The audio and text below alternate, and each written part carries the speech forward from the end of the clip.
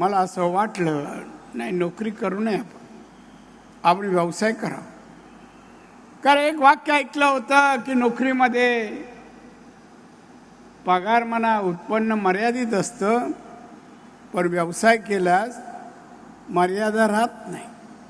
नोकरीमध्ये रिटायर झाला तर 70-80 हजार मिळतील, पण व्यवसाय केल्यावर लाखो रुपये कमवू शकतो. आणि म्हणून मी तो राजीनामा देऊन मी उभा राहिलो. बांधवांनो, आज माझ्यासमोर जे मान्यवर बोलले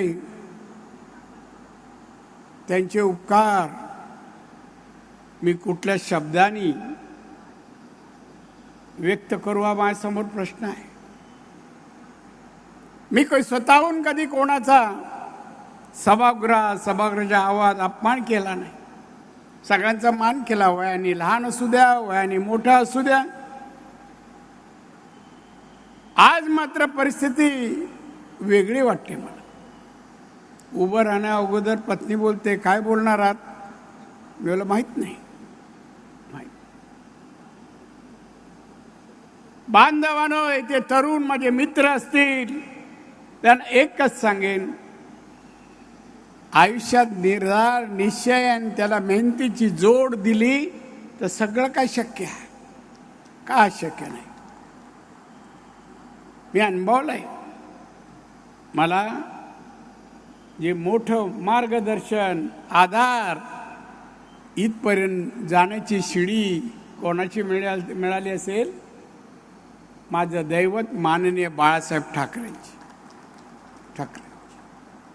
काय माझ्यात पाहिलं मला माहीत नाही, पण मी आणि माझा मित्र हनुमान परब लहानपणी साहेबांची मुंबईत कुठेही सभा असली का सभेच्या अगोदर पैसे थोडंफार जमवायचे, 5 रुपये 6 रुपये 7 रुपये, आणि जमा झाले का साहेबांच्या मिटिंगला जायचो आणि मी एक हार घ्यायचो आणि 2 जण मिळून घालायचो.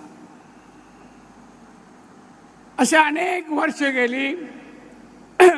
शेवटी नेत्यांना साहेबाने विचारलं, ती 2 मुलं येऊन मला हार घालतात, ती कोण आहेत? मग त्या नेत्याने सांगितलं, हे चेंबूरमधील आहेत, असं असं त्यांना टोपण नाव आहे, असं असं आहे. ते बोलले त्यांना एक दिवशी घेऊन या, आणि मला घेऊन गेले. पण त्या दिवसापासून साहेबांचे विचार, साहेबांचा आदेश जे देतील ते पाळत गेलो. असं करताना साहेबांचा आवडता सैनिक झालो. साहेबांच्या तोंडून एखादा शब्द निघाला आणि मी पूर्ण केला नाही असं एकही नाही शब्द, एकही.